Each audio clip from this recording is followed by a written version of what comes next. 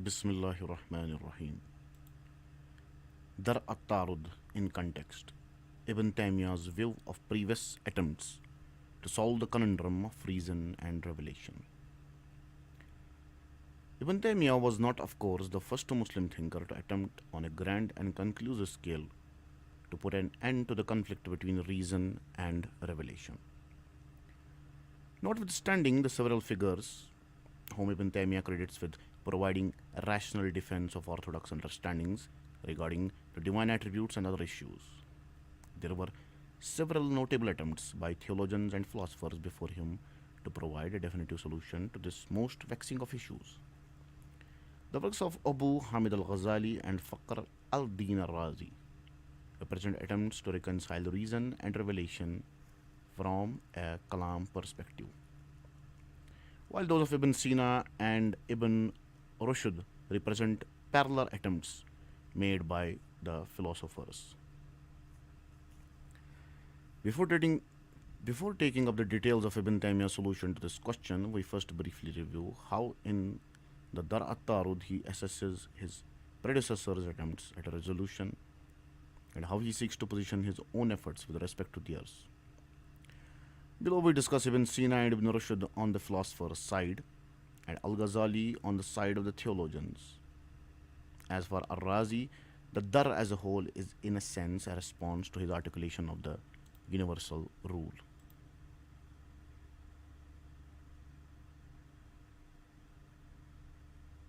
Ibn Taymiyyah's critique of which occupies the entirety of the following chapter.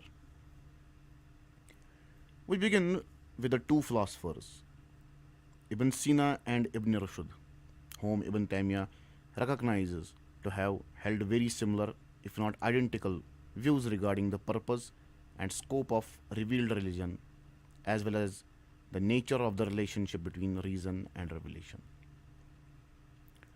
Following in the footsteps of Al-Farabi and indeed characteristic of the Muslim philosophers as a whole, both Ibn Sina and Ibn Rushd, number one, consider the language of revelation on metaphysical, theological, and eschatological topics to be almost entirely symbolic or allegorical rather than literal.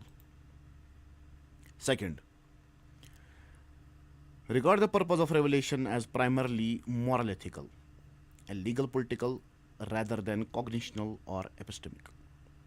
Third, distinguish sharply between the common folk, Amma, whom the pictorial language of revelation is meant to motivate in the performance of good deeds, and the philosophical elite, Khasa, who attain to metaphysical, theological, and eschatological truth by dint of rational inquiry. And fourth, censor the mutakallimun for confusing the common people by publicly reinterpreting certain Quranic verses figuratively, and for doing so on the basis of what they decry as substandard argumentation and inconclusive reasoning. With respect to Ibn Sina's views on reason and revelation, Ibn Taymiyyah dedicates a substantial section at the beginning of argument 20, Dar volume 5, to a treatment of his treatise Al-Adawiya fi al-Ma'ad, the third section of which contains Ibn Sina's hermeneutical prescription for dealing with revealed texts that are thought to conflict with reason. In the Adawiya, which Yahya Mikot labels the most controversial writing of the Sheikh al-Ra'is, Ibn Sina confirms that the revelation, Sharia, and the religion, Millah, that come on the tongue of a prophet are meant to address the generality of the masses, al-Jumur Kafatan. Accordingly, it is inadmissible, mumtani, that the doctrine of Tawheed be presented in its true form to the common people. Ibn Sina defines the true doctrine of Tawheed as the affirmation of the Maker, As-Sani, as one transcendently beyond or sanctified above, Muqaddasan. Quantity, quality, place, time, position, and change, such that one come to believe that he is one essence, Zat Wahida, unique in kind, without any existential part, Juz Wujudi, either quantitative or qualitative, and that his essence can be neither inside nor outside the world, nor such that he can be pointed to as being here or there. Indeed, Ibn Sina maintains, had the doctrine of Tawheed been presented in this manner to the native Arabs, and the uncouth Hebrews. They would have rushed to deny it and would have conquered that the belief to which they were being called was belief in a non existent, Iman bi Ma'dum. Ibn Sina goes on to affirm that while certain Quranic expressions, such as God's hand is over their hands, Surah Fat, verse 10, are clearly meant figuratively or metaphorically in accord with the expansive norms of Arabic locution. Other expressions, such as God's coming in the shadows of clouds, Surah Baqarah, verse 210, cannot plausibly be interpreted as figures of speech in light of Arabic rhetorical conventions. Indeed, he concludes, suppose that all such expressions are to be taken as metaphors, then where is the Tawheed? Where is the expression in Revelation that explicitly indicates the pure Tawheed to which the reality of this upright religion calls, the majesty of which is professed on the tongues of all the sages of the world? Ibn Sina then strikes out at the Mutakallimun by asking rhetorically where Revelation mentions any of the theological subtleties with which they concern themselves, such as whether God is knowledgeable by virtue of his essence, alim bi zat, or by virtue of an attribute of knowledge, alim bi ilm, alim bi ilm, whether he occupies space, mutahayyiz, or is spatially located, fi jiha, and so on. He concludes that it is apparent from all this that religious teachings, Shar'i, have come to address the masses according to what they can understand, bringing closer to the minds that they cannot understand through the use of allegory, tamsil, and similitude, tashbih. Had it been otherwise, these teachings would have been of no avail whatsoever. Lama agnas al Shar'i al Bata. It follows from this, as Ibn Sina states explicitly, that the apparent sense of revelation cannot serve as an argument in these matters, specifically eschatology. Knowledge of this truth, however, is intended for those who aspire to be among the elite of the people and not the masses. As for the masses, they should be left to have faith in the outward meaning of Scripture and not be confused by the non-literal interpretations of the Mutakallimun, nor should they be made privy to the real knowledge of Tawheed that the philosophers have discerned through the light of reason.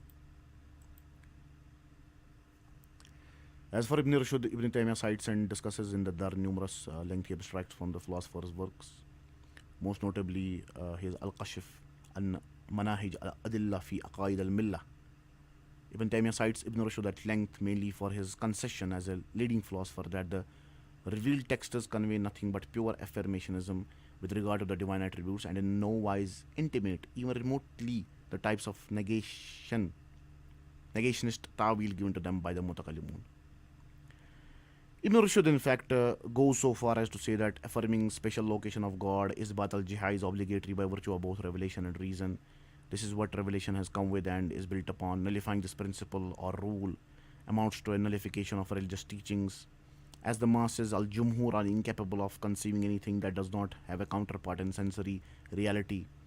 For this reason, revelation prohibits delving into such matters if there is no need. It is thus obligatory, Ibn Rushd tells us, to defer to the way in which revelation itself deals with such matters and to refrain from interpreting figuratively that which the texts do not explicitly treat as figurative. Deflecting the obvious sense of revelation in favor of non-apparent figurative interpretations, Tawila derived through reason only confuses the common people and undermines their confidence in the veracity and integrity of the scripture. In upholding the necessity of literal interpretation for the populace while strictly limiting the real truth of Tawheed and other metaphysical realities to the philosophical elite, Ibn Rushd, like Ibn Sina before him, launches a heavy attack against the Mutakallimun. Human beings, he tells us, fall into three categories or ranks. Rutab, with respect to the metaphysical matters addressed in Revelation. Number one, the general masses, al-Jumhur, and the majority, al-Aksar, who experience no doubt when the texts are understood according to their literal meaning. Number second, the scholars who are firmly grounded in knowledge, who know the reality of such matters, arifu hakikat hadisihi al-ashya, and who constitute a minority among people. And third, those who stand above the rank of the commoners but below that of the scholars and who are assailed by doubts regarding such matters that they are unable to resolve. It is this third group that experiences revelation as ambiguous or indeterminate in meaning, mutashabih. and it is they whom God has censored in the Quran. For the scholars and the general public, revelation contains no ambiguity or indeterminacy. Ibn Rushd likens these two groups to healthy people whose bodies benefit when given the nourishment appropriate to them. The third group, on the other hand, are like the sick. They are the minority among the people. Ibn Rushd specifies that these are the people of disputation and discursive theology, Ahl al-Jadal wal-Qalam, whose figurative interpretations, tawilat of scripture, are not based on firm proof, burhan, nor do they have the effect of the overt meaning in bringing about the masses' acceptance of and knowledge about such matters. As Ibn Rushd explains, the primary objective of religious knowledge with respect to the masses is righteous action. Whatever is more beneficial in encouraging righteous action is better. As for the objective of knowledge with respect to the scholars, it comprises both matters together, namely knowledge and action. Ibn Taymiyya cites with much approval Ibn Rushd's insistence that revelation only be interpreted publicly in a straightforward, literal manner. In this way, he cites Ibn Rushd's critiques of Al-Ghazali, who in Ibn Rushd's words came and the torrent of the valley rose and choked up the meadow, for having shared with too many people what ought to have remained a private discussion among the qualified philosophical elite. Ibn Rushd censors Al-Ghazali for divulging the entirety of philosophy and the views of the philosophers to the masses, and for venturing to make positive, figurative interpretations of various verses, then revealing these interpretations to a dangerously wide section of the public. In fact, Ibn Taymiyya cites Ibn Rushd page after page with such apparent approbation that we begin to wonder if he fully grasped Ibn Rushd's ultimate position on the non-status of revelation as a purveyor of knowledge. Though in other passages it is quite clear that Ibn Rushd's true position was of course not lost on him. In fact, Ibn Taymiyya describes Ibn Rushd as inclining towards the esoterist philosophers, Batiniyat al-Falasifa, who consider it obligatory to hold the masses to the outward meaning of the revelation, just like those among the theologians, jurists, and scholars of Hadith who adopted their such philosophers' position. He, Ibn Rushd, does not belong to the esoterist Shia like the Ismailis and those of their ilk who openly declare their heresy and make a show of flouting the religious prescriptions of Islam. But in terms of negating the divine attributes, he is worse than the Mu'tazila and their likes, reaching the level of his brethren from among the esoterist philosophers. As for Al-Ghazali, Ibn Taymiyya likewise discusses his works and opinions on numerous occasions in the Dar at-Tarud. Although Al-Ghazali was much more of a theologian than a philosopher, and in fact dedicated one of his famous works, Tuhafat al-Falasifa, to refuting just the type of philosophy triumphed by the likes of Ibn Sina and Ibn Rushd. Ibn Taymiyya is cool at best towards Al-Ghazali throughout the Dar. He is respectful of Al-Ghazali's immense erudition and spiritual accomplishment, paying homage to his tremendous intelligence and piety, his knowledge of discursive theology, kalam, and philosophy, and is traveling the path of abstemiousness, discipline of the soul, and tasawwuf. And he is ready, as usual, to recognize laudable and well-intentioned efforts in the service of truth and the defense of Islam where due. Notwithstanding, he observes that while Al-Ghazali may have refuted many of the false doctrines of the philosophers, he capitulated to many of them as well, becoming thereby a sort of interstice, barzakh between them, the philosophers, and the Muslims. So much so that even the likes of the Andalusian mystical philosopher Ibn Tufail, who died in 1185, whom Ibn Taymiyyah labels one of the more mystically inclined of the heretics, Sufiyat al-Malahida, could find affinity with some of Al-Ghazali's doctrines.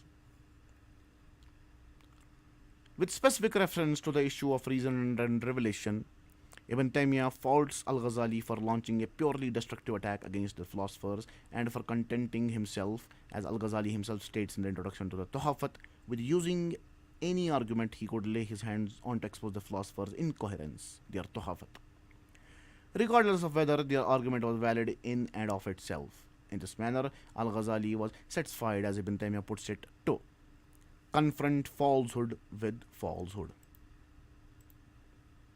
and despairing ultimately of the ability of reason to reach any reliable conclusions in such matters, resorted to spiritual unveiling, kashf, and subjective experience, zawq, as the surest means of arriving at truth and a proper understanding of revelation.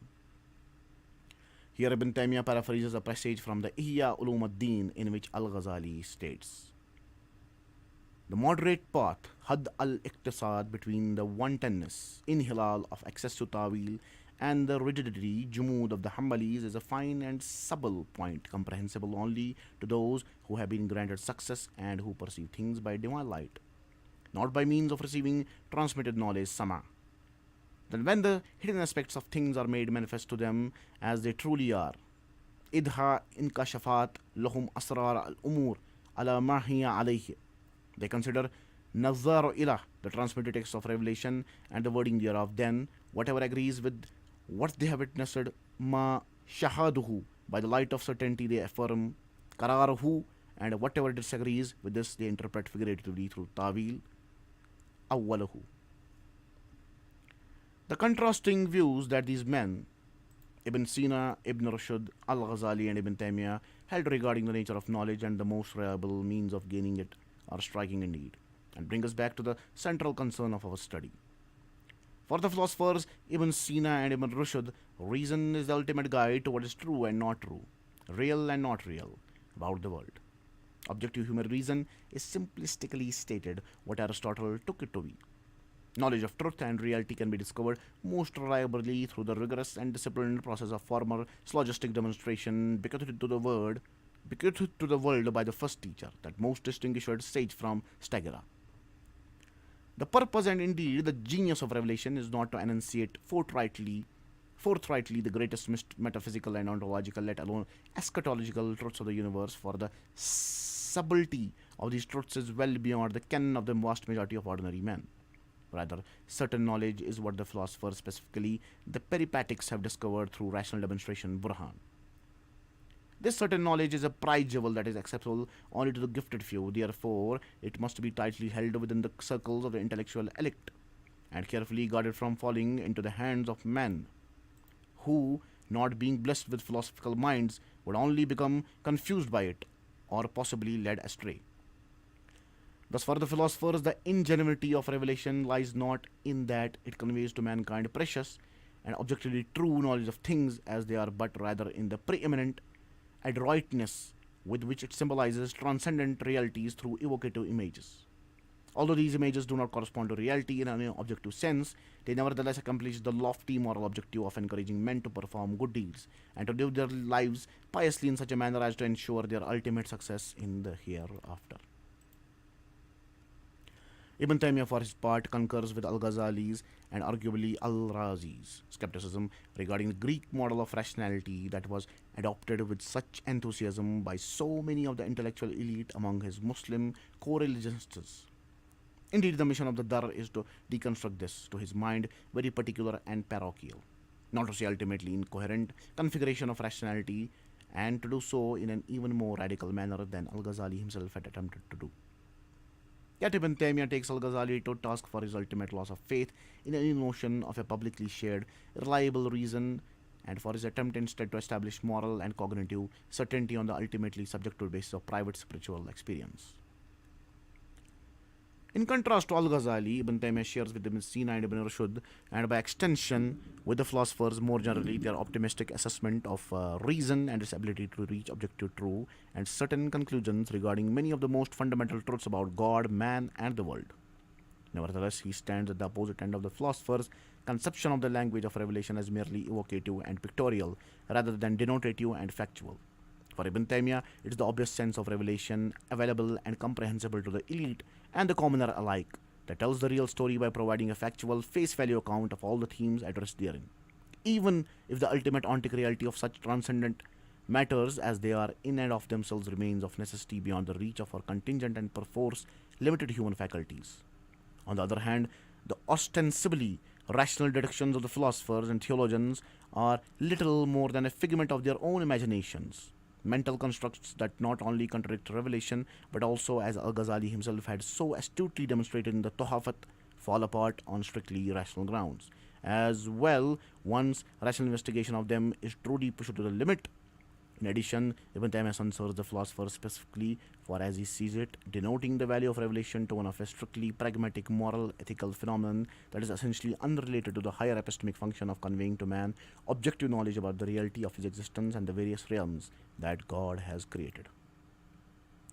The empirical seen, shahid, and the transcendent unseen, ghaib, the present world, the dunya, and the life of the hereafter, akhirah.